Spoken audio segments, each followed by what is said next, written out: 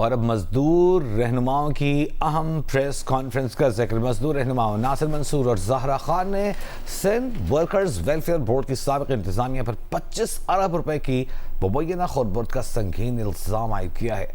उनका दावा है कि मरम्मती ठेकों, हेल्थ कार्ड्स और ई बाइक्स के नाम पर मजदूरों के फलाही फंड्स को बेदर्दी से लूटा गया। कराची प्रेस क्लब में प्रेस कॉन्फ्रेंस करते हुए लेबर रहनुमा नासिर मंसूर और ज़हरा खान ने इंकशाफ किया कि साबिक़ इंतज़ामिया के दौर में 25 अरब रुपए की संगीन माली बेज़ाब्तिगियाँ की गईं।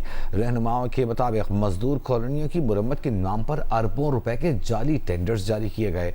नासिर मंसूर का कहना था कि इतनी खतीर रकम से मजदूरों के लिए नए फ्लैट्स तामीर किए जा सकते थे। यही नहीं बल्कि हादसाती हेल्थ स्कीम के नाम पर 8 अरब रुपए एक निजी कंपनी को थमा दिए गए, जबकि उसका कोई रिकॉर्ड तक मौजूद नहीं।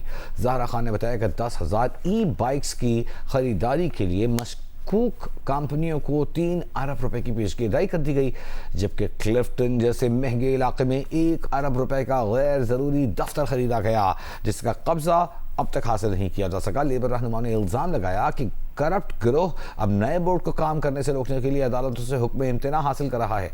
उन्होंने बिलावल भुट्टो जरदारी और वज़ीर आला सिंध से फौरी मुदाखलत और लूटी गई रकम की वापसी का मुतालबा किया। तकरीबन जो है इसके अंदर ई बाइक्स का एक मसला है कि 20,000 जो 10,000 ई बाइक्स के नाम पे उन्होंने 3 अरब रुपया वो निकाल लिया है। इस तरीके से उन्होंने हेल्थ इंश्योरेंस के नाम पे हादसाती हेल्थ इंश्योरेंस जो इसका मैंडेट ही नहीं है उसके लिए 8 अरब रुपया निकाल लिया है। 1 अरब रुपया उन्होंने कहा है कि जनाब हम जो है कोई एक ऑफिस ख़रीदेंगे उसके लिए निकाला है।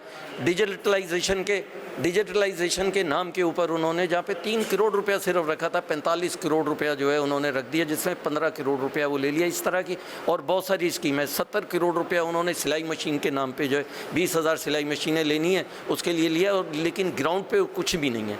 अरबों रुपया उन्होंने कंस्ट्रक्शन को जो है रिकंस्ट्रक्शन और बिल्डिंग्स जो बनी हुई हैं उनको ठीक करने के नाम पे वो निकाल के और ठेकेदारों को जो दे दिया, ठेकेदारों को जिनके बारे में कोई जानता नहीं है, जाली वो सारा काम है। क्योंकि करप्शन सिर्फ वर्कर वेलफेयर बोर्ड की बात नहीं है, ये सेसी के अंदर भी ये वर्कर्स को मेडिसिन नहीं मिल रहे हैं, मेडिसिन के अंदर करप्शन है।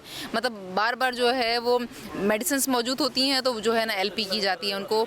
इसके अलावा जो पैसे रखे हुए हैं वहाँ पे वर्कर्स का जो फंड है, जैसे मैंने बताया कि 660 मिलियन जो है वो बग़ैर किसी अप्रूवल के बोर्ड के जो है वो दे दी गई है। तो बुनियादी तौर पे ये है कि जो कवानीन में लिखी गई चीज़ें हैं, मेरे ख्याल से अदालतों को भी उनको फॉलो करने की ज़रूरत है। अदालतें कोई ऐसी नहीं है कि कोई जज ऐसा नहीं होना चाहिए कि जो कानून है उसके अगेंस्ट जाके बात करें या उससे जो है वो हट के कोई बात करें।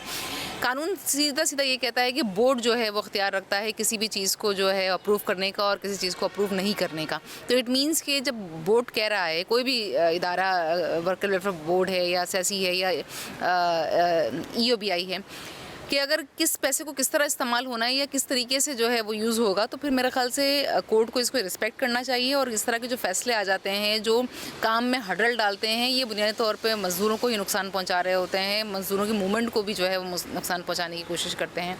तो यह है कि हम मुश्तरका जद्दोजहद जो है वो जारी रखेंगे सारी इशू के ख़िलाफ़।